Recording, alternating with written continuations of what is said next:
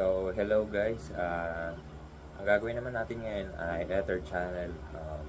Ang una natin gagawin ay kailangan alamin natin ang ating network address and kailangan natin malaman ang bilan 17, bilan 7 na address and host. So, ang una natin gagawin ay lagyan ng IP address at subnet mask at saka default gateway ang mga PC. Ang unahin nating PC ay PC0.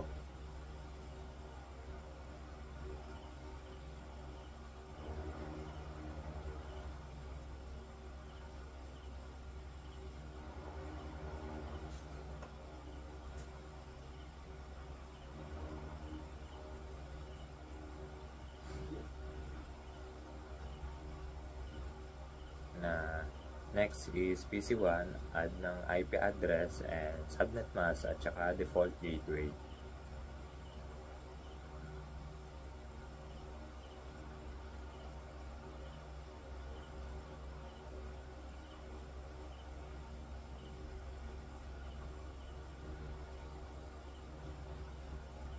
Next is PC2, lagay lang ng IP address, subnet mask at saka default gateway.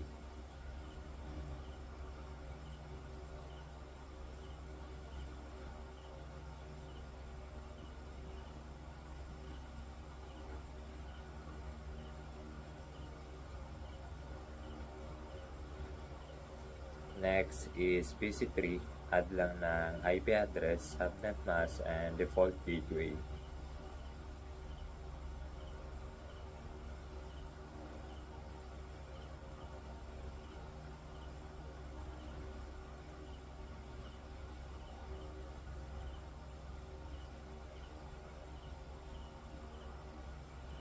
Next is PC4, add ng IP address, subnet mask, and default gateway.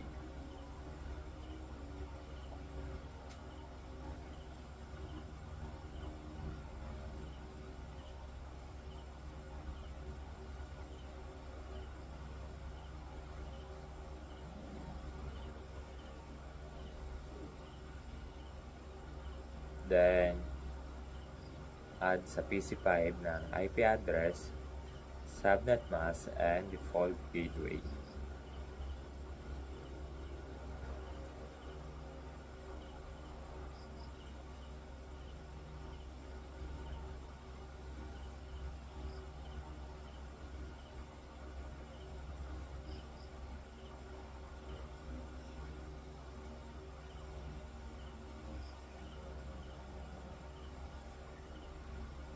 Then, after natin malagyan ng mga ang mga PC, punta tayo sa switch 0 and lagay lang natin ang command configure. Kailangan natin dito magpangalan ng bilan 7 at saka bilan 17.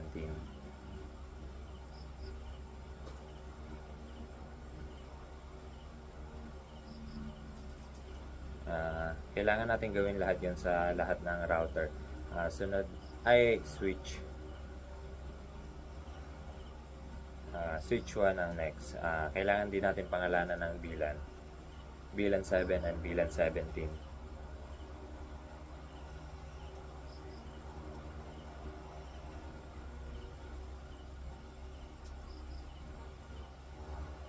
Next is switch 3. Lagay lang din natin ang pangalan ng bilan 7 at saka bilan 17.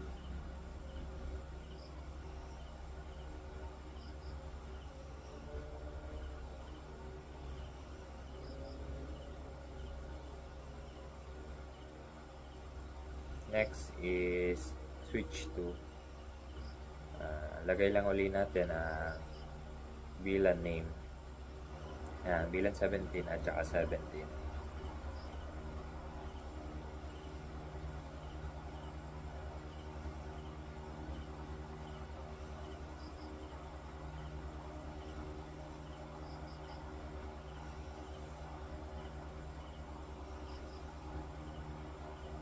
And balik tayo sa switch 0 and enter the command na kung saang fast Ethernet ito nakakabit, and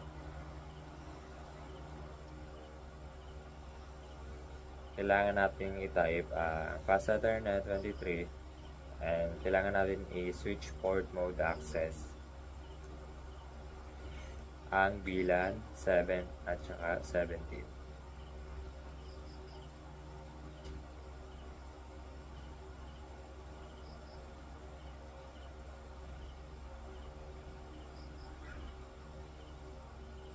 VLAN 7.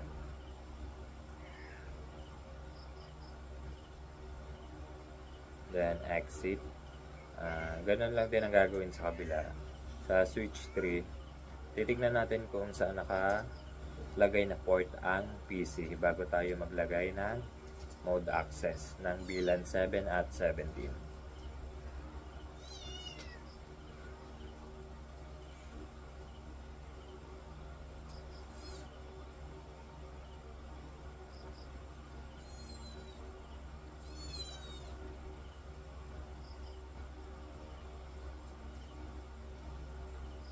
Then exit.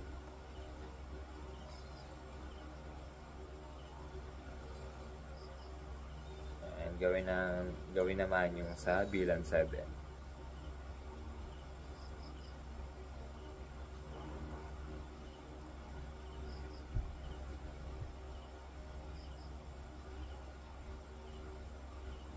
Next is switch to. Ganun lang ulit, tignan kung saan naka-connect ang wires, and kailangan i-mode access ang VLAN 7 and 17.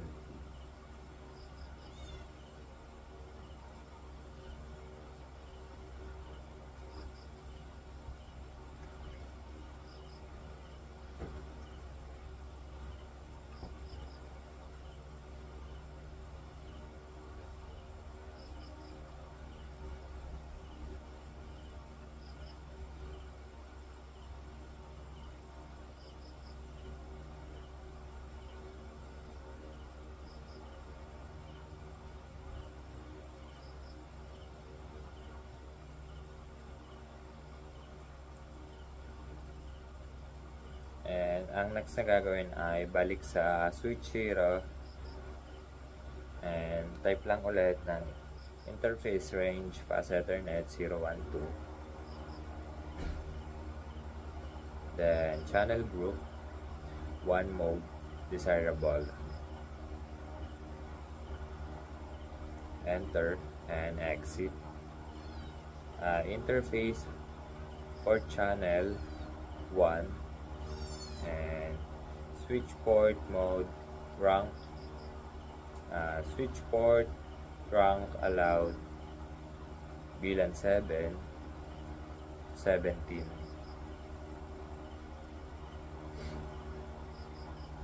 Next exit and then go to switch 1. Gawin lang ulit yung ginawa sa switch 2. Interface fast Ethernet 012. Mali. Enter lang ulit tayo na panibago kasi nagkamali. Then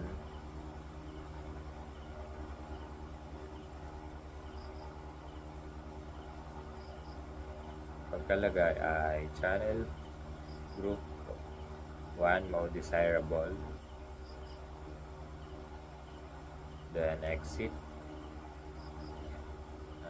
Next is mag-interface port channel 1 and switch port mode trunk. Kailangan natin i-trunk ang VLAN 7 and 17.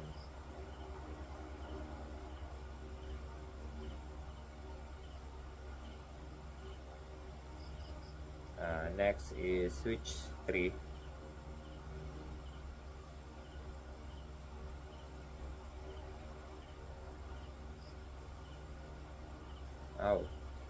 Switch 1 again para sa fast Ethernet 3 to 4.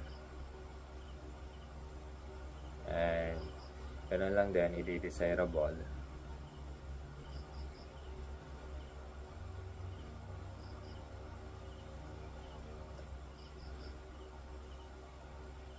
Tapos, i-enter ulit ang command ng interface for channel 2 and kailangan natin i-trunk ulit ang bilan 7 to 17.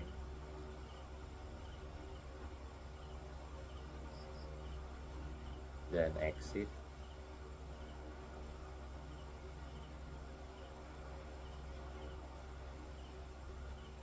Then punta naman tayo sa switch to interface range fast Ethernet 0, 3 to 4 and channel group 2 mode desirable. Then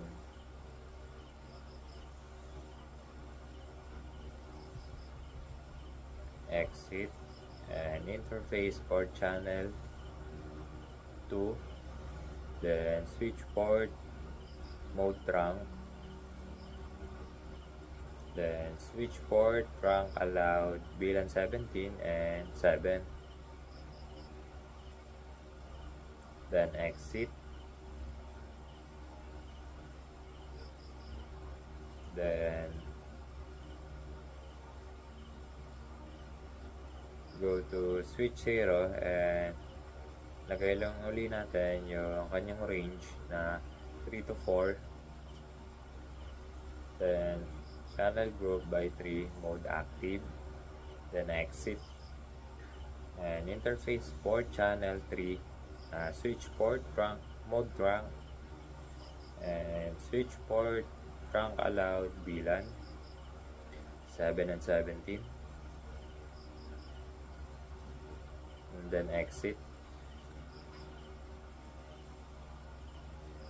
Next naman ay punta tayo sa switch 3 int range lang uli and fast Ethernet 0, 3 to 4 and channel group by 3 mode active, then type exit, the interface port channel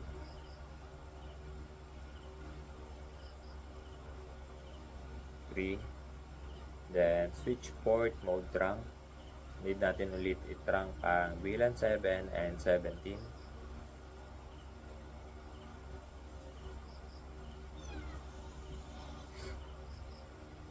next exit,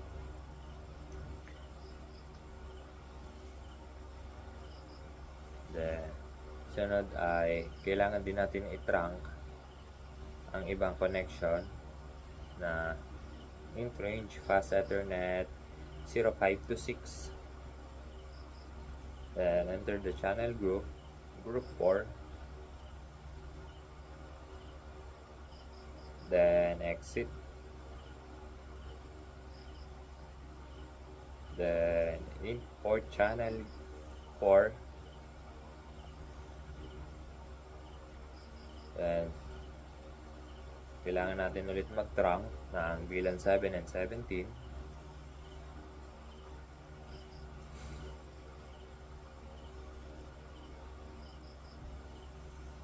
then exit. Next ay balik tayo sa switch 2.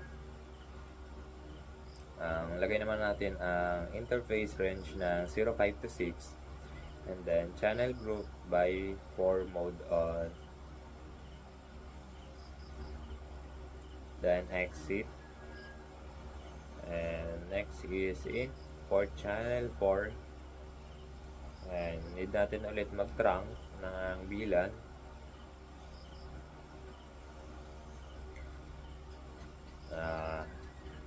ang bilan natin ay bilan 7 and 17 pa din, then exit, show run para makita natin kung tumama ba.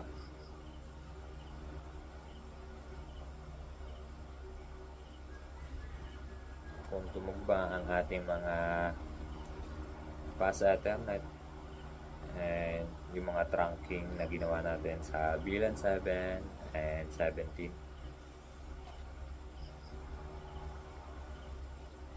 Next naman ito tayo ng switch 1, spanning 3, bilan 7 and 17,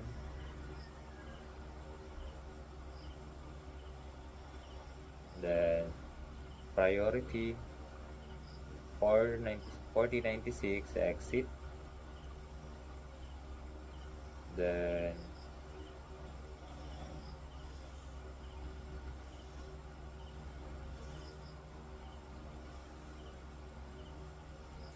go to switch 1 again, and kailangan natin i-configure ang interface na nakakonect sa router.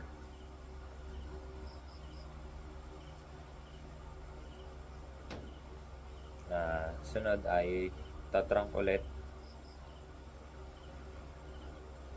ang bilan 7 and 17.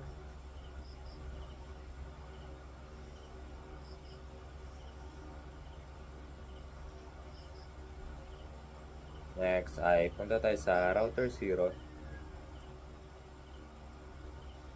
Kailangan natin dito mag-command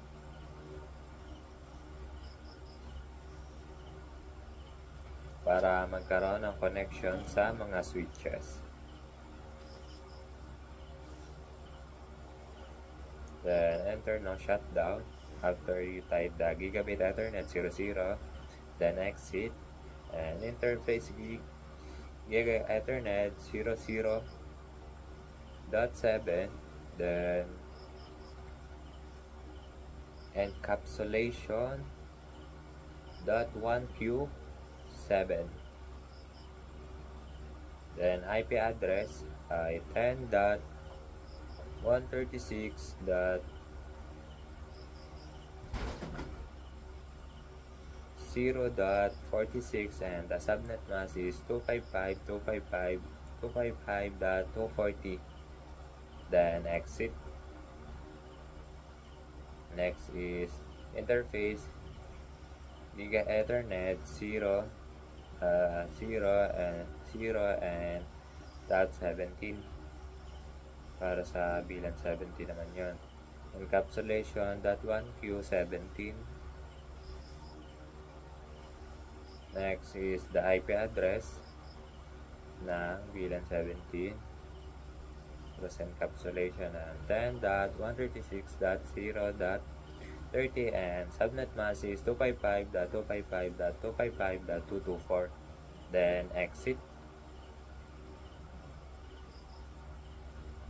Then go to switch 0, then type in interface range fast ethernet 0 23 to 24, then spanning 3 port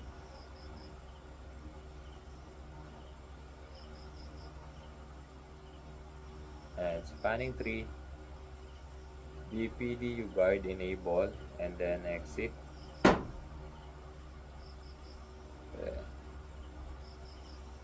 Next ay pwede nating i-test ang mga PC to hanggang dulong PC kung nagsasuccessful, and pag nakita natin successful ay tama ang ating ginawang process na pagkakuman sa mga switches, routers, and PC. And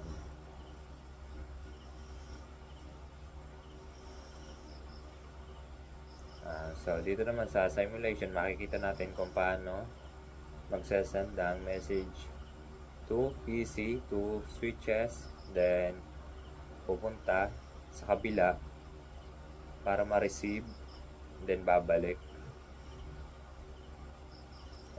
Dito pinapakita ang mode of checking sa ating simulation.